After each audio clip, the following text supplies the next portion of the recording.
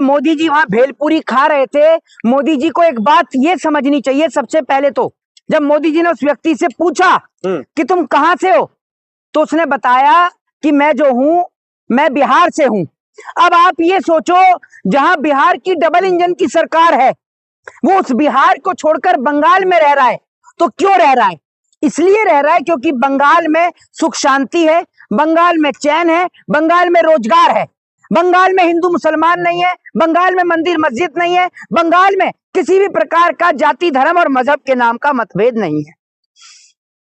इसीलिए वो अब बिहार को छोड़कर बंगाल में रह रहा है। तो मोदी जी को तो यही बात समझनी चाहिए। मोदी जी ने सब कुछ उससे पूछ लिया, लेकिन ये नहीं पूछा, वरना मोदी जी की पोल तो वहीं खुल जाती। अगर मोदी जी से पूछ लेते कि भाई बिहार को छोड़कर बंगाल में क्यों रह रहे, तो वही बंदा मोदी जी को एक्सपोज कर देता और बोलता कि क्यों रहे, किस लिए रहे बिहार में। इसलिए कि वहां पर जिनके ऊपर आपराधिक मुकदमे चल रहे हैं उनको आप मुख्यमंत्री बनाकर बिठा दो। बिहार के अंदर महिलाएं सुरक्षित नहीं है, तो बिहार जाकर इसलिए रहे अपनी बहन बेटियों को ना बचाएं। लेकिन सर शुभेंदु अधिकारी है, वो कह रहे भगवामय होने जा रहा है पूरा पश्चिम बंगाल। एक बात आप मुझे बताइए, जो आप कह रहे हैं कि पूरा पश्चिम बंगाल भगवामय होने वाला है, पहली बात तो ये है कि जो आप बोल रहे हैं कि ये जो भगवा की आप बात कर रहे हैं, आपने उत्तर प्रदेश में क्या किया? पहले अपनी पूरी पार्टी को तो भगवामय कर लो। अपनी पार्टी आपसे भगवामय हो नहीं रही।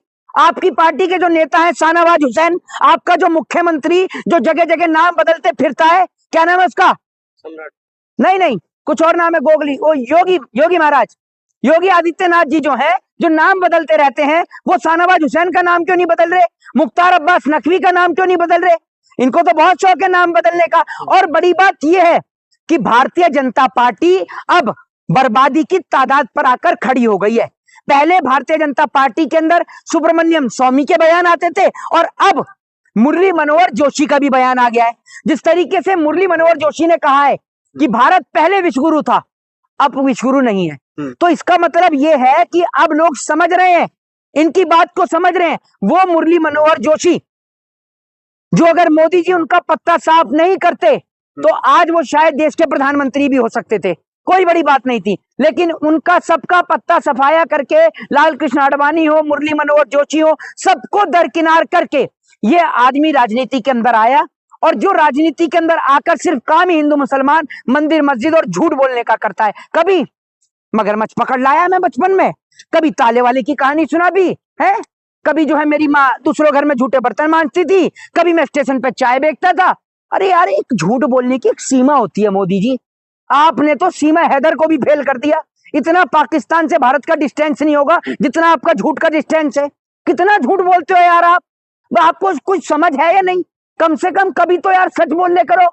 पहला देश का प्रधानमंत्री है जो गिनीज वर्ल्ड रिकॉर्ड में अगर नाम आ जाए कि सबसे ज्यादा झूठ बोलने वाले व्यक्ति कौन है, तो मैं लिख के दे सकता हूँ, मोदी को कोई नहीं हरा सकता। वरना आप ये भी बात कर रहे हैं। बंगाल में पूछा कि क्या आप प्याज खाते हैं, उन्होंने कहा प्याज तो खाता हूँ लेकिन दिमाग नहीं खाता। तो दिमाग खाने के लिए दिमाग होना भी तो चाहिए भाई। किसी से आप एक बात मुझे बताओ, दिमाग अगर होता तो वो व्यक्ति कभी भी ये थोड़ी बोलता कि बेटी बचाओ बेटी पटाओ।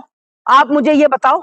तो सबसे बड़ी बात यह है कि दिमाग नहीं खाता। तो आप दिमाग नहीं खाते तो एक काम करिए, दिमाग तो आपको पता चल जाएगा जनता को कि कितना दिमाग है। एक प्रेस कॉन्फ्रेंस कर लो, और निवेदन है उसमें अपने भाड़ी के गोदी मीडिया को मत बुलाना, आप प्रेस कॉन्फ्रेंस कर लो। और मैं ये कहता हूं कि विपक्ष के जिस नेता को आप सबसे कम पढ़ा लिखा मानते हो, सिर्फ उसके साथ बैठ के आप मोदी जी डिबेट कर लो, जो आपको पसंद हो, चाहे वो अखिलेश यादव हो, चाहे राहुल गांधी हो, असदुद्दीन ओवैसी हो, मायावती जी हो, कोई भी हो, ममता बनर्जी हो, कोई भी विपक्ष का एक सिंगल नेता जिसको आप ये समझते हो कि सबसे कम पढ़े लिखा है, सिर्फ आप उसके साथ बैठ के ओपन टीवी चैनल पर डिबेट कर लो, आपको समझ में आ जाएगा मोदी कितना पढ़ा लिखा है। पश्चिम बंगाल की जनता बदलाव चाहती है, वो नहीं चाहती है जो यहाँ पर नफरत फिर से वो दोहराया जाए। वो शांति चाहती है जो बीजेपी लाएगी। आपको कैसे पता? ये आदमी यहाँ खड़ा होकर बंगाल तक की हिस्ट्री बता रहा है कि जनता चाहती है। तुम बंगाल गए हो? है बंगाल में एक चरण की वोटिंग भी हो गई, तुम गए हो बंगाल? बताओ ना भाई, कितना। देखो इसकी आवाज भी बंद हो गई। ये जो